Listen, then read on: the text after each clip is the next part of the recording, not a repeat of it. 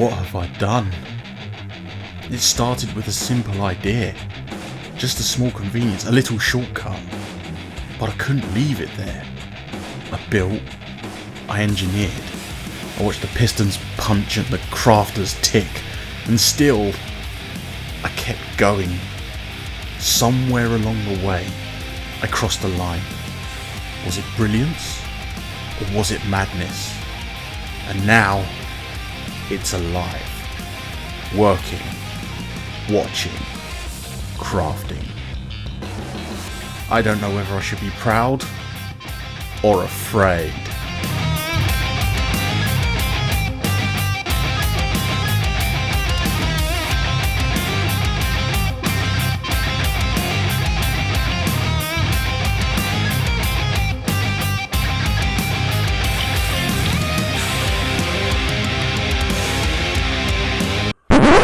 Okay, enough of that. Hello everybody, it's me, A17 Rules. I'm back again. Sorry it's been a bit longer than I'd liked it to have been for this video, but I've been a very busy bee, as you can see. I'm standing here in my beautiful, beautiful spruce forest that I've just planted, and I have created an iron farm because what we're going through today required quite a lot of iron, and I hate mining for iron, so I decided not to. So, the big question on your lips is probably, what exactly is the SHARPE machine? Well, I'm going to tell you later.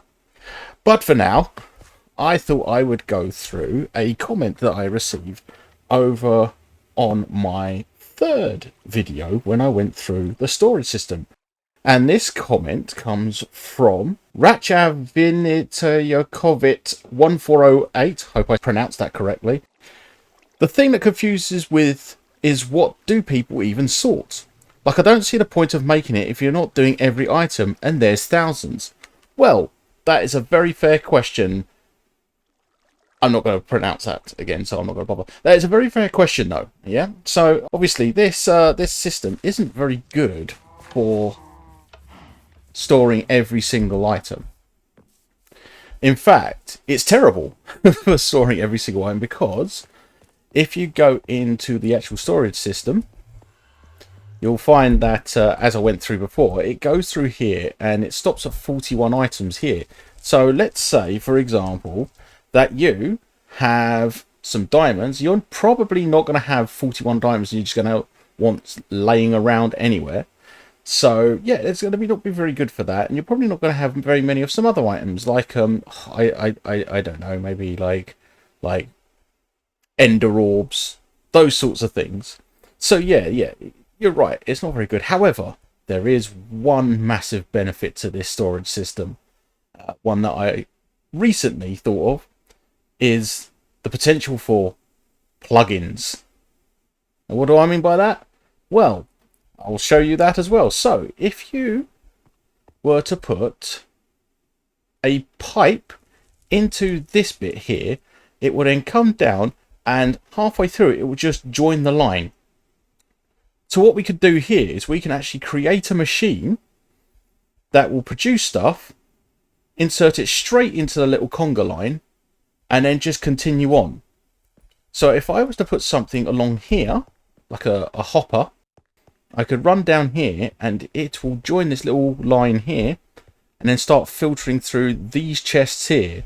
So as you can see, I've added another row of these, so we can test this out today. But if you go to my creative world, which I'll do in a moment, I will show you exactly what I mean. And back to creative world in 3, 2, 1, go.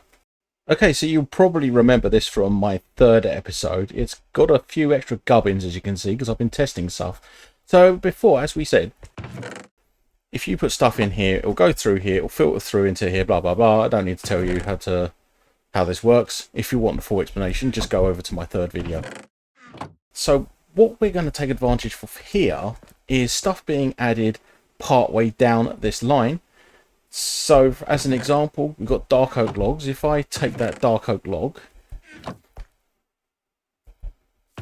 put it in my inventory, that'd be helpful. If I go over to my dark oak, if I put it in here, it will filter through here as we went over before. However, if I put it in here,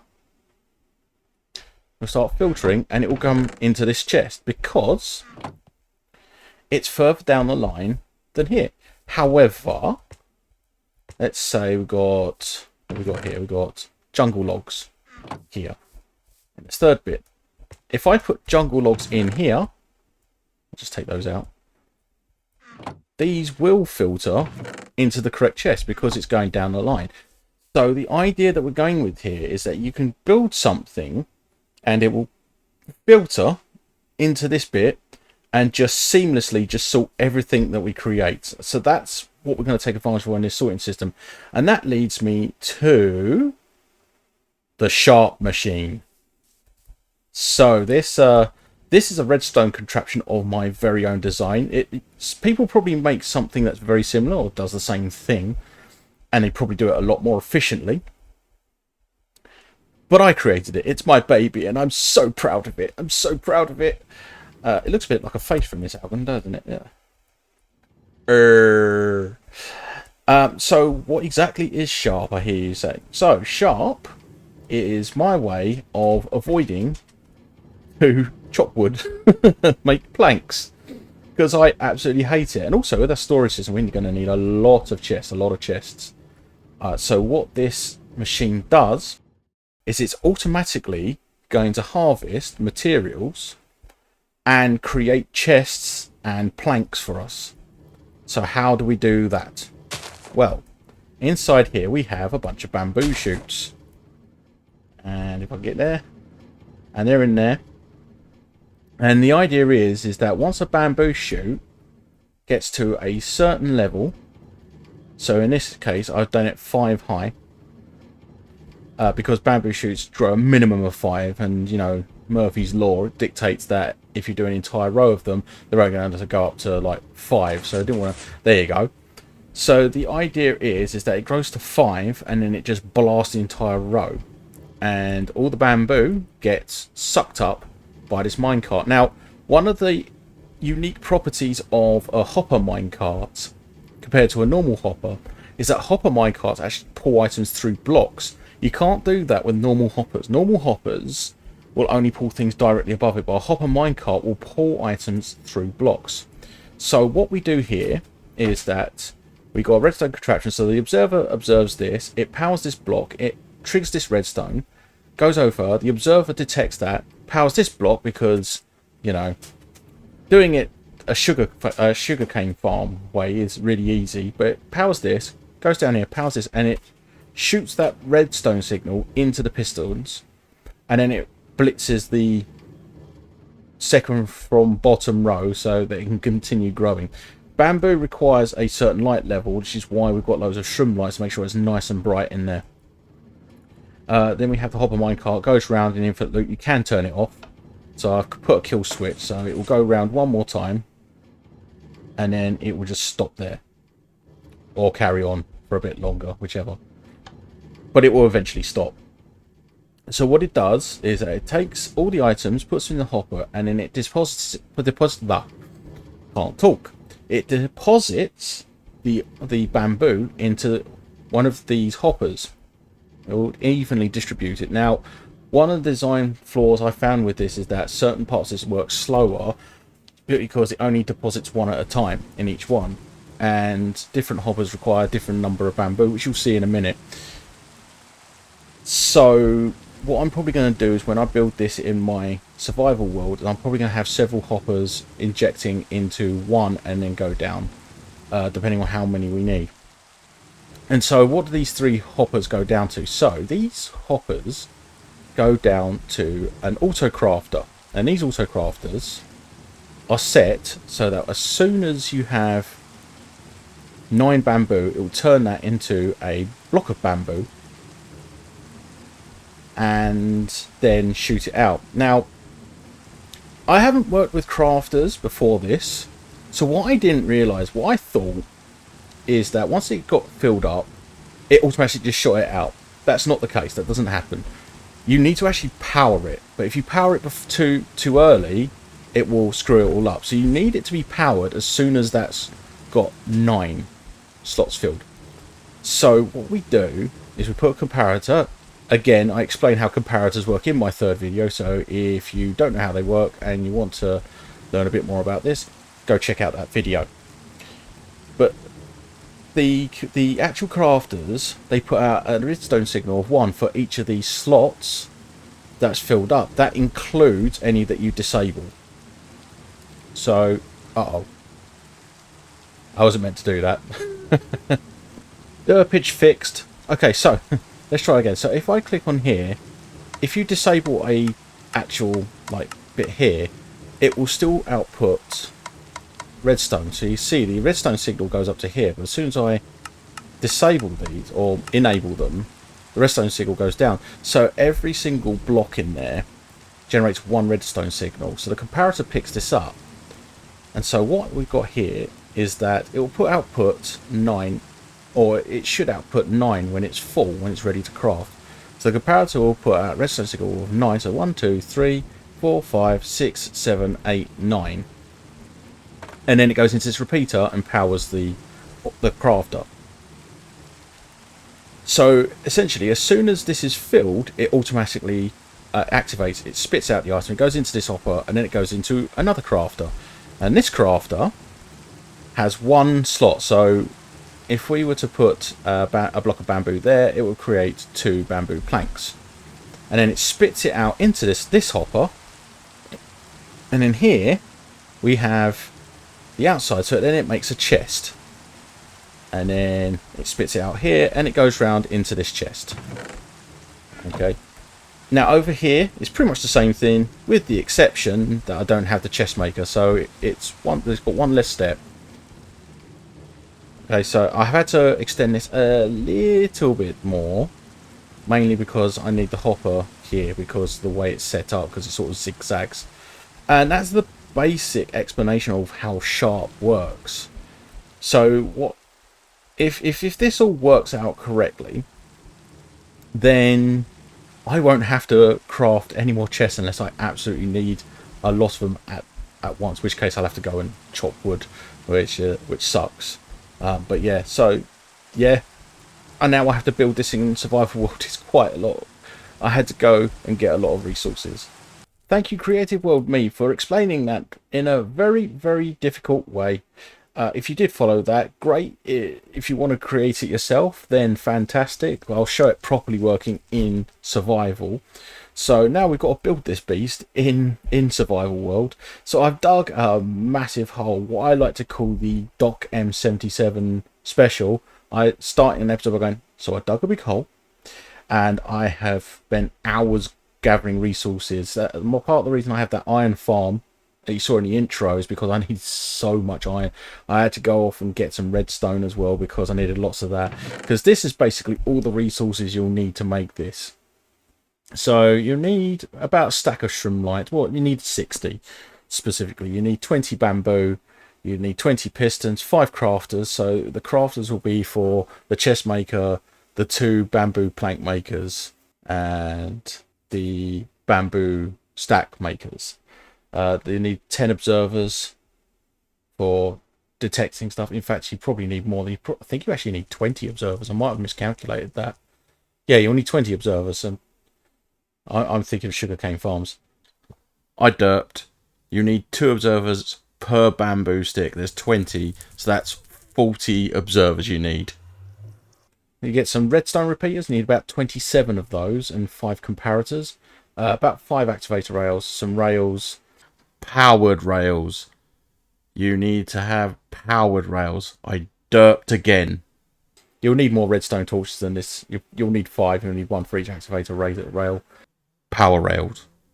You'll need a bunch of hoppers. I would get at least a stack for this. You'll need about 2.5 stacks of redstone dust, some dirt for the bamboo to grow in, hopper minecart, some glass so you can see the crafter working, because I like that kind of stuff.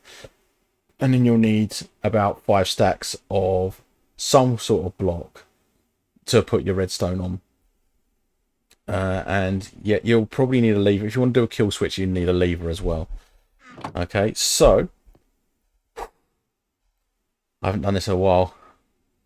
I don't want to build all this, so I'm going to try and do some magic. Right, so here we go. ABRA, KADABRA. Oh, phew! It worked! I can't believe it worked! This would have taken me ages to build. I probably would have fallen off stacks of dirt like 50 times. But no, it worked. Let's have a look at the chests. I heard there was magic in this place, but I didn't actually believe it. I mean, I was just bluffing when I said I could do magic. Oh, hello. Some other things have appeared. What's this for? There's a lava farm. Ah, I didn't even need that dripstone. I could have just gone abracadabra.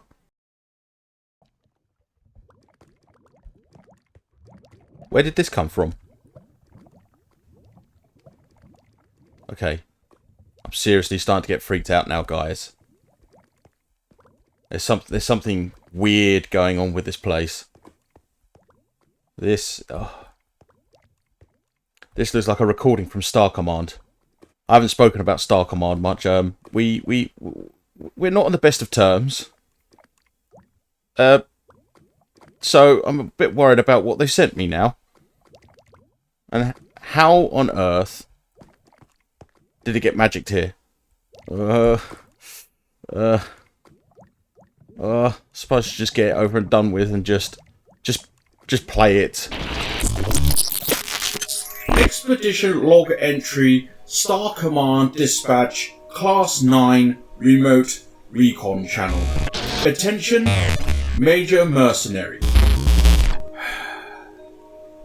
Against all better judgment, you appear to have activated something. The energy signatures detected in your vicinity have exceeded projected thresholds for the designated anomaly.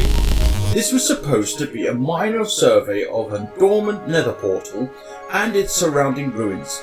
Instead, we are registering class echo-dimensional irregularities and a possible containment breach.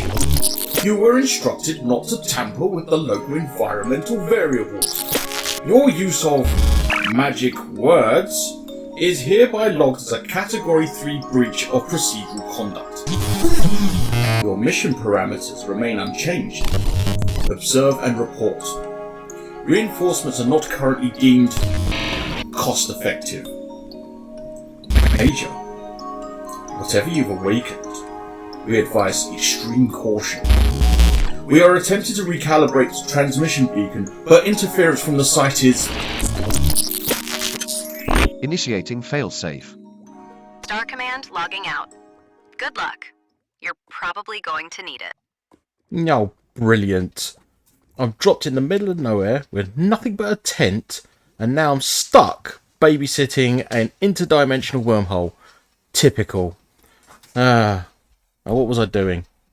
Oh yeah, I was going to show you the SHARPE Machine storage system. I'll worry about that later. Okay, so I've got a chest of chests here, and some bamboo planks and some bamboo. Now there was 2 stacks of bamboo here. There was about half a stack of bamboo planks in here, and about 2 chests in here when I last checked. And they're all hooked up to the system now. So let's see how much it's produced. Ooh, that's a lot of bamboo. These 2 chests might get filled up a bit too quickly. Might have to start fusing that for stuff. Maybe making more chests just to empty that a bit. We've got a decent amount of bamboo planks. I mean, I'd like more, but... And for chests... see, I've got another 11 chests, and I haven't done anything to do that. Yes, this is all going exceedingly well. So I did make a couple of changes. I made a few minor tweaks. As you can see, instead of it sort of looping round in bits, because I had that bit where it was going round, I've actually just done it as rectangles, but I've had them jutting out different directions because the redstone was getting locked, or the hoppers were getting locked by the redstone signals above it, so I've had to sort of reverse the direction. I've also replaced the glass over there. Well, I say I replaced the glass. I actually replaced the stone blocks with tinted glass because I like to watch stuff grow. I got a plan for making like a little viewing platform here, so I can sort of look at it and make it a bit more immersive. And up here you'll see that there are 2 hoppers going into that. There's 3 hoppers going to that, and then over here is where the bamboo like sticks get deposited straight into here. So just separate from there. But yeah, no, it's working exceedingly well. And I think that almost does it for this episode. But there's one more thing I wanted to do. So I've been giving Minecraft Adventures a lot of thought, and you know, I've only recently started making videos, but there's some stuff I wanted to talk about you guys, about the channel, about the future of this series. So what I'm going to do is I'm going to throw you over to another segment where I'm just going to talk about that for a bit. Now, I am going to make channels, so if you do want to just skip to the outro where we properly conclude this video, you're more than happy to, and I won't take any offense to it, okay? So I'm just going to throw you over to there now, and yeah, I'll see you on the other side. Hi everyone. If you're still watching at this point, I just wanted to give you a massive thank you for giving a little bit of your time to watch my nonsense. I know life gets busy, so the fact you spent part of your day with me and my shenanigans honestly means the world.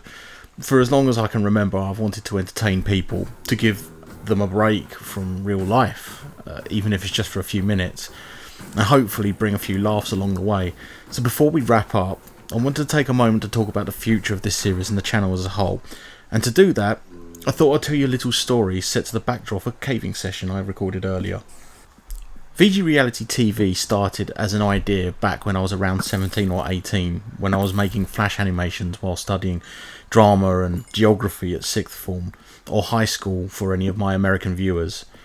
I always wanted to bring back my old site VG Reality in some form, but for the longest time I had no idea where to start.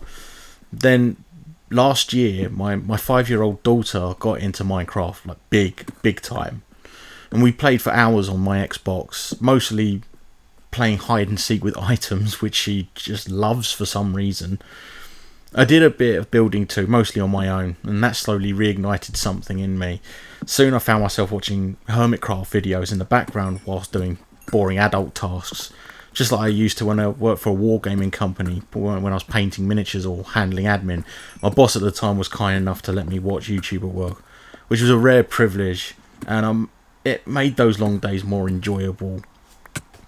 So I started following a few hermits specifically closely. That mainly it was B00-100, Doc M77 and Vintage Beef, 2 of whom I've referenced in earlier videos already, including this one. Their creativity and charisma just inspired me, and one day I just decided to go for it. I grabbed a headset with a slightly terrible microphone, I downloaded OBS and DaVinci Resolve, and I just hit record. I had no script, no plan. It was just me and the start of my forever world, and a few ideas I hope would bring viewers a smile or two, often at my own expense. As the episodes went on, I realised that to entertain others I needed to create something that they'd enjoy watching, and that led to more focus on builds, redstone contraptions and tips for anyone that would want to use them in their own Minecraft worlds. And in truth, I think the series only really started at episode 3, but even then I didn't know what kind of Minecraft content creator I was or wanted to be. You know, I'm an okay builder, but I'm no B-dubs. I'm figuring out redstone, but I'm not Doc M77. And then through Doc M77 I discovered another hermit, and his name, or his handle, was Rendog, and everything just clicked with me. You know, Ren's passion for lore and storytelling really resonated with me, and I'd always enjoyed Hermitcraft's little storylines, but Ren specifically showed how a single creator's imagination could build an entire narrative world, one with humour, one with emotion and mystery. Watching him lit a fire in me, and it reminded me that I am a storyteller, always have been. I'm a writer in real life, you know, when I'm not doing my boring normal work. And that's the direction I want to take Minecraft Adventures going forwards. The focus will still be on builds, on redstone, and all the magic that Minecraft has to offer, but I'll be threading stories through the episodes as well, and I've got like a idea for a storyline throughout all the episodes already. So if you're willing to humour the occasional detour into a bizarre little narrative, I hope it brings you some fun and maybe a brief escape from life stresses, even if it's only for 15 minutes or so. Anyways, I've rambled on long enough, but before I finish, in the incredibly unlikely chance that Rendog ever sees this humble little video, I just wanted to say thank you. You know, sincerely, you've reignited a passion for storytelling and content creation I haven't felt in 20 years, and for that I'm really appreciative. I'll leave links to his channel and all the other hermits I mentioned in the description if you'd like to check them out. Well, that's it from me today. I hope you've enjoyed this weird and slightly different episode, and if you stuck around for my rambling story, I just want to thank you again for giving me just a little more of your time, and if you skipped ahead, that's okay too. I know you've probably got more important things to do than to listen to my hocus pocus. No, wait, that's a magic word!